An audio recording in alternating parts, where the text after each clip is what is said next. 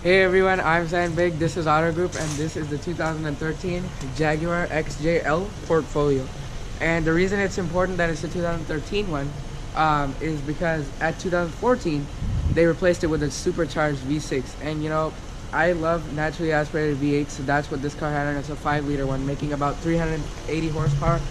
It's got the Jaguar emblem up front and LED lights, a lot of chrome accents on the view mirrors and stuff, which is really cool.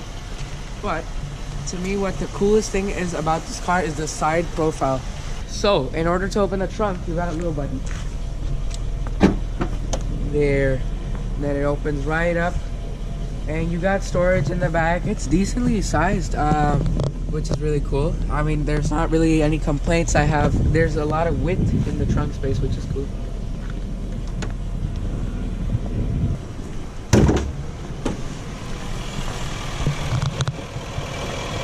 There it is, naturally aspirated, no forcing, nothing. We're gonna have to see how this all works out on the road, considering this is a luxury car. Normally luxury cars nowadays, when they get the big V8, like for example the 750 or the S550, they all have twin turbochargers. So normally naturally aspirated engines are for sports cars because you know you get in the higher rev range. This is more of a touring luxury car. We'll have to see how it all works out. So since this is the XJL, it gets a bump of 5 inches in the legroom department. So I've set the seat to my position in the front, and I don't have all that much legroom in the front, but let's see how it is in the back. Alright, so it's pretty good. I have my front seat like lavishly set for the passenger position, but you get a little table to do your work on it, which is cool. And obviously I have the seat like fully back for the front one, or else you get a lot more legroom. Here's a little storage compartment, and the climate controls are super cool. They're all digital, so you can be like, whoop, you know, nice. And it's got like quad zone climate control basically, because you got 2 different settings in the rear and 2 different settings up front. And you got a nice like visibility over here. It's nice and calm, and let's see what happens. Aha, boom. So this is the infotainment system. It looks very old-fashioned. And some of the roads that it shows they're not updated, so you can't really tell where you are sometimes. You know what I mean? Like, look at this. If you're trying to move it around, it's very odd because it's kind of laggy at the same time. So it's not the best infotainment system. Like, I don't really like this system, but there's so many knobs in this car. There's the gear selector right over here. If you put your foot on the brake, this actually raises, so when you turn off the car, it goes back inside. So it's got like, you know, you reverse, neutral, drive, and then there's sport all the way to the right. And it's kind of stiff, so you don't accidentally shift into a gear, you know, if like your child or someone else is trying to shift the gear. Anyways, there are 2 cup holders, 1, 2, and besides that, here's a little coin holder. You also got your glove compartment.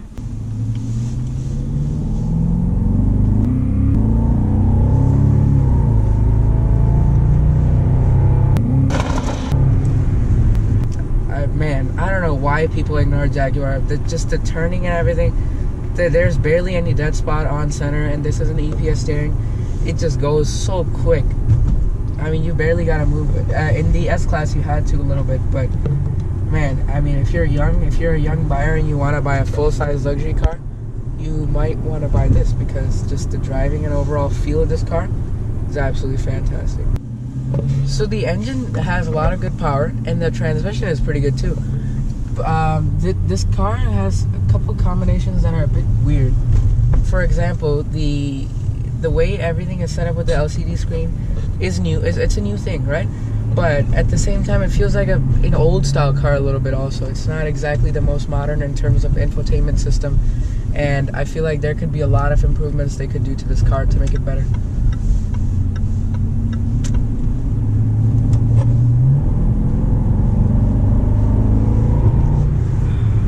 So the power is great. I love it. It's so good, man. And it's delivered so linearly. I can't say it enough about how good that power is. But you know, the problem comes at the end of the day is that this car is for people who want luxury cars, and it's not always about the fun factor and everything. Like, we can literally just pop it into sport right now. Now it's in sport. Now the shifts get sharper and everything. Now the throttle response is even more sharp. But the problem is, you know, all your amenities that a luxury car is supposed to have. The composed ride quality, the radar cruise control, that type of stuff, all massaging seats. This car is so focused on the driver that it just leaves you out. Like, I mean, if you want to buy this car, you're better off buying the normal XJ, the 202-inch one, because it's not about the backseat passenger in this car as much as it is about the driver. It's such a driver's car, which is crazy. And for example, a cop was back there, you know, I mean, this car is just so hooniganistic in a way that it's not fun for when you just want to have it be a luxury car. It wants you to push it and throw it in the corners and have a fun time. But speaking of the corners, at some turns you have to turn the steering wheel way too much, and I don't like that. The brake effort can be so good at high speeds, but at low speeds you just mash into it and it gets way too mushy. So I don't like that.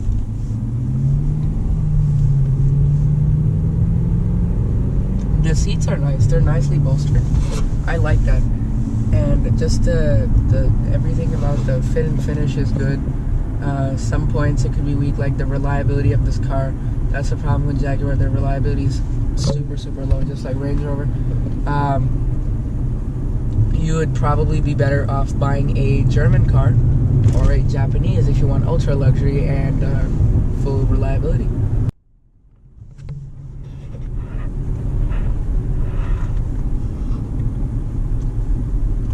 So another thing about this car is that the luxury aspect right now, like we're going about 30 miles per hour, you could still hear a little bit of the grunt from the engine, which is cool. But like the S550 that we tested, it was very much like on a different level in terms of luxury. This is such a luxury sports sedan that when you get on it, you know, this is fun. Like this part is really fun, right? But then as soon as you go over a bump, it gets a little weird. And the luxury aspect that should be, like the S550, to me that was the perfect balance of what performance and luxury should be in a car. This car wants you to push it all the time, and you know, it just all comes down to what you want out of your luxury car. Do you want it to be super sporty or super luxurious? And if you're looking for a luxurious experience, it's there in this car, but it's kind of pushed aside. Thank you so much for watching this episode of Auto Group. Make sure to like and subscribe for weekly videos, and we'll see you guys in the next one.